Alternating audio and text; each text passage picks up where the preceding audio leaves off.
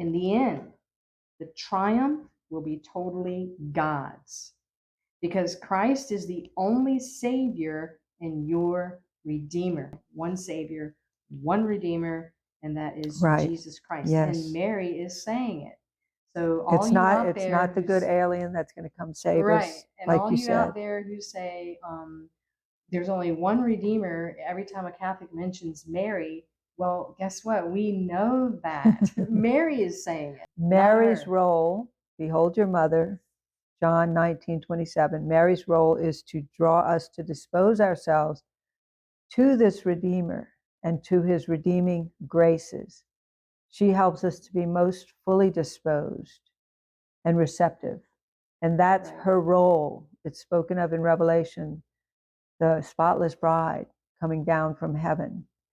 She's the bride, the receptive bride. And again, you know, we worship God, we worship Jesus Christ. Mary deserves veneration. We know we don't worship her. She's venerated, you know, and Right. honored in a very, very powerful way. Because we have such a desire to foster union with Christ, we turn to Mary to help us with this. And that is Mary's role, to help us to know and love Christ more and to receive his redeeming graces, to become more humble, to let our hearts become more pure and immaculate and more fully disposed like her immaculate heart. And wouldn't you want to get to know the perfect mother, a holy Yes, woman, a holy she's here with us mother? now. You want to talk to her now? Yeah. do so. I sure do. And, Mother, we love you. Yes, Mother, we love you. But you know, this is the thing that I'm always just amazed by, is the fact that God is giving us so much in these times. Yes. Whether with Fatima, Lourdes, you know, even the MMP messages, Father Gobi has become a servant of God. His cause has been open for canonization.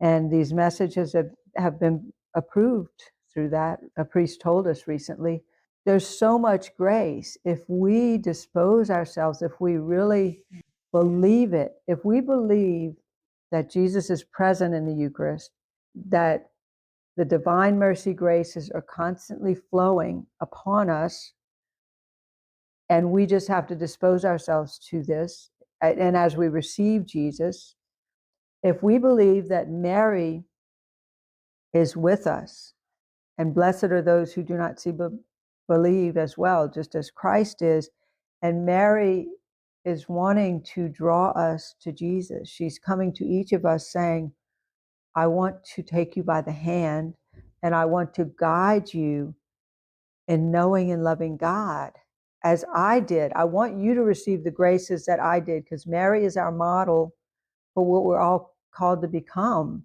Well, Adam and Eve fell. They had preternatural graces before the fall. Mary was immaculately conceived, and she even has more grace, I would say.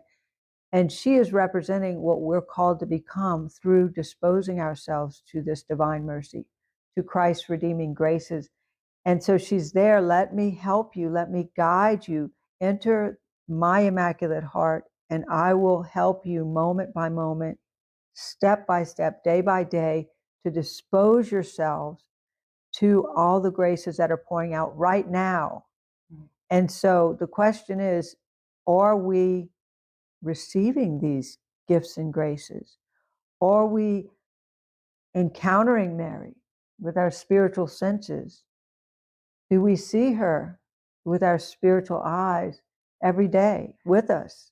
Do we hear her? Do we recognize her presence with us, drawing us to God, to the Trinity, to the indwelling presence of the Trinity? Well, you know, when you meditate on the Good Friday, then the Holy Saturday, being there with her in her sorrow. And one of my favorite messages in here for the resurrection is when she's in that little room, sorrowing, you know, grieving with the relics of everything. And Jesus appears to her, and he has all these graces flowing from his wounds, and he takes her, she's bowing before him, and he takes her up to himself. The only one he hugs, Jesus, is Mary, because Mary Magdalene, he says, no, don't cling to me yet. But his mother was so pure, and he takes her and holds her, embraces her to his heart. And she said, the wounds, the graces flowing from his wounds just surrounded her and just permeated her with so much glory. And so much of his resurrection graces. I love to enter in myself, not that I'm pure enough, but he does. He will embrace us, and because he's already ascended to the Father now, you know.